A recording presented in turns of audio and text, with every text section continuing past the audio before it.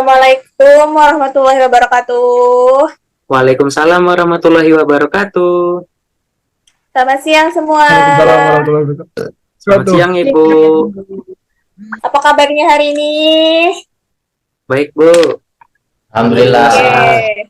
Alhamdulillah. Oke, Ibu absen dulu ya. Andrian, Hadir Bu. Anissa Febrianti, Hadir, Ibu. Fatoni Ahmad, Hadir, Ibu. Nurul Hidayati Aminah, Hadir, Ibu. Cuci Miftah Rizky. Hadir, Ibu. Oke, Nurul Hidayat ada? Ada Bu. Oke, baiklah. Hari ini kita belajar kembali materi IPA tentang pesawat sederhana. Minggu lalu kan kita belajar tentang usaha dan energi. Hari ini kita melanjutkan tentang pesawat sederhana.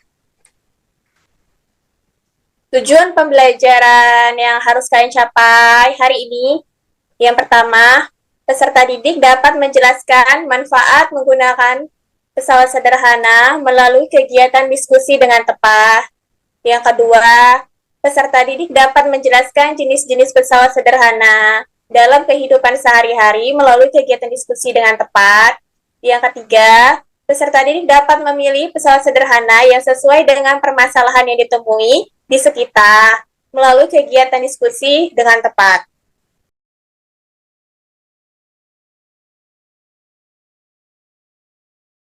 Gambar A sama gambar B ini, kegiatan mana yang lebih mudah dilakukan ketika kita sedang mencabut paku?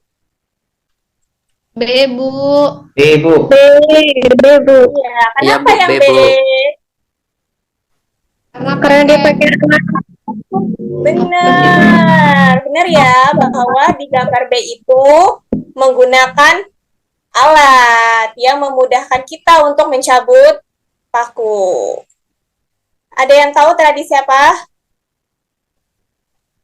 Panjang mulut Bu.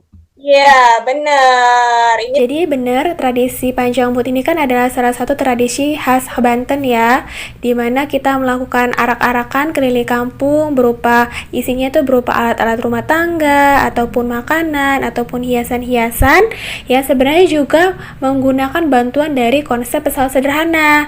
Pesawat sederhana yaitu gunting. Kemudian pada saat kita melakukan arak-arakan keliling itu kan ada penggunaan gerobak tuh, kalau kalian lihat di gambar itu juga kan menggunakan konsep dari pesawat sederhana. Jadi menurut kalian pesawat sederhana itu apa ya? Jadi pesawat sederhana itu adalah suatu alat yang membantu meringankan pekerjaan manusia. Kalau dari contoh anak yang mencabut paku menggunakan tangan dan menggunakan palu, yang memudahkan kan menggunakan palu kan. Nah, penggunaan palu itu menggunakan konsep dari pesawat sederhana. Atau yang tadi panjang mulut tuh arak-arakan menggunakan gerobak atau kan menggunakan beca, kita menggunting hiasan tadi. Panjang mulut itu juga menggunakan konsep dari pesawat sederhana tuh yang meringankan pekerjaan manusia. Jadi pesawat sederhana ini sangat membantu kita dalam kehidupan sehari-hari. Adakah yang tahu pembagian pesawat sederhana itu ada berapa jenis-jenisnya? Ada banyak, Bu. Iya, ada banyak. Apa aja tuh? Ada yang bisa bantu temennya? Iya, Suci, boleh. Ada 3. 3, Ibu. Jadi, pesawat sederhana itu ada 4 ya. Yang pertama ada tuas, ada bidang miring, ada katrol, sama roda berporos. Pengungkit yang kita bahas nih pertemuan kali ini. Nah, ketika kita belajar tentang pengungkit atau tuas, dalam konsep pesawat sederhana itu ada yang namanya titik tumpu, titik beban, dan titik kuasa tuh. Kalau kalian perhatiin dari gambar anak yang bermain jungkat-jungkit, nah titik tumpu itu yang di bagian tengah kan, titik yang bersifat tetap, tidak berubah. Kemudian ada juga beban kan. titik beban, titik di tempat diletakkannya beban. Di sini bebannya ada orang, kemudian titik kuasa. Nah, titik kuasa ini adalah titik tempat diberikannya gaya kuasa, di mana anak ini nanti akan diberikan gaya kuasa sehingga dapat mengangkat beban.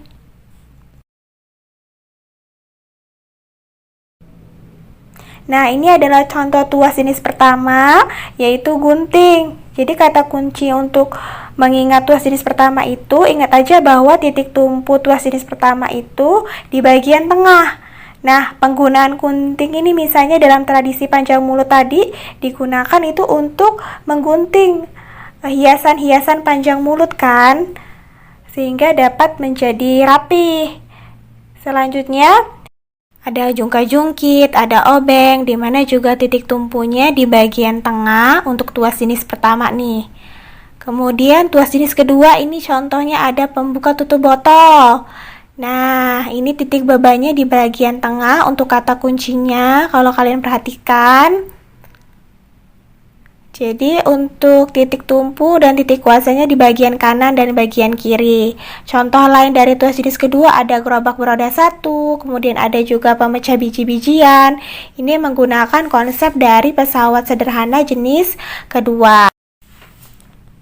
Nah, untuk tuas jenis ketiga ini contohnya ada srepes tuh, tempat titik kuasa. Jadi ketika diberikan titik kuasa, srepesnya dapat memberikan gaya dorong ketika kita ingin menekan kertas atau menstrepes kertas. Contoh tuas jenis ketiga yang lain ada sekop, ada pinset.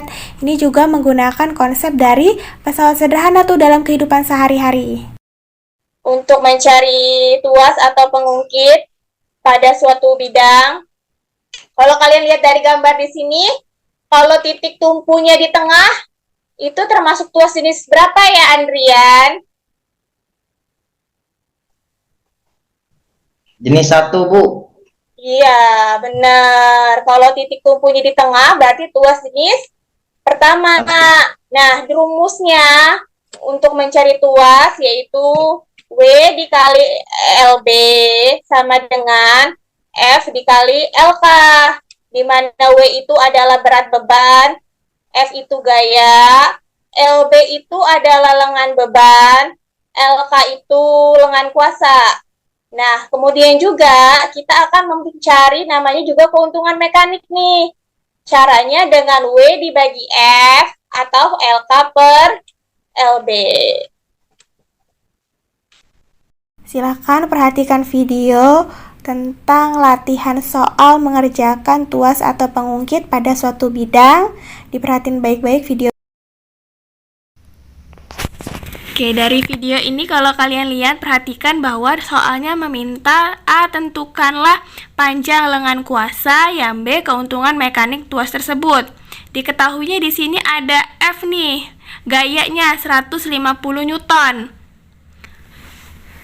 Terus ya selanjutnya adalah untuk mencari W-nya, kalian bisa perhatiin itu ada bobot bendanya itu 450 Newton. Nah, selanjutnya ada tuh titik tumpu tuh, yang segitiga itu titik tumpunya sampai ke titik bebannya itu adalah LB tuh, lengan bebannya 30 cm. Kemudian di sini yang diminta itu mencari panjang lengan. Panjang lengan itu adalah LK sama keuntungan mekanik atau KM kalau kita mencarinya tadi. Rumus untuk mencari tuas tadi kan W dikali LB sama dengan F dikali LK. Jadi di sini W-nya 450 Newton, LB-nya 30 cm, F-nya 150 Newton dan LK-nya yang kita cari nih. Jadi LK sama dengan 450 Newton dikali 30 cm dibagi 150 Newton ya. Dan hasilnya adalah LK-nya sama dengan 90 cm. Nah, dari 90 cm ini, karena satuan LK-nya itu adalah meter, maka dirubah ke meter, jadi 0,9 meter. 90 dibagi 100 sama dengan 0,9 meter. Kemudian untuk mencari KM nih, keuntungan mekanis yang B, rumusnya adalah W per F. Di sini W-nya adalah 450 Newton dibagi 150 Newton, sama dengan hasilnya adalah 3. Jadi keuntungan mekanik tuas tersebut adalah 3. Seorang anak mengangkat hasil kreasi panjang mulut yang beratnya 1.200 Newton dengan menggunakan tuas yang memiliki lengan beban 2 meter dan lengan kuasanya 6 meter. Tentukan gaya yang diperlukan untuk mengangkat batu. Yang B, keuntungan untuk mekanik tuas. Ada yang bisa bantu Ibu menjawab soal ini? Ya, Fatoni. Yang A itu 400 Newton, Bu. Tahu dari mana? Ini lengan kuasa dibagi lengan beban. Terus dari berat bebannya dibagi dengan ini hasil tadi. Ya, betul. Kalau keuntungan mekanisnya? Keuntungan mekanisnya 3, Bu. Iya, benar. 6 dibagi 2 ya, Iya. lengan.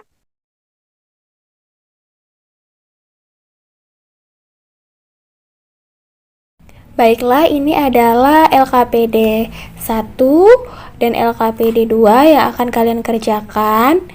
Jadi nanti karena kita sudah keterbatasan waktu, boleh nanti kalian kerjakan minggu depan dan kalian presentasikan bersama kelompok kalian. Nanti boleh dicek di Google Classroom.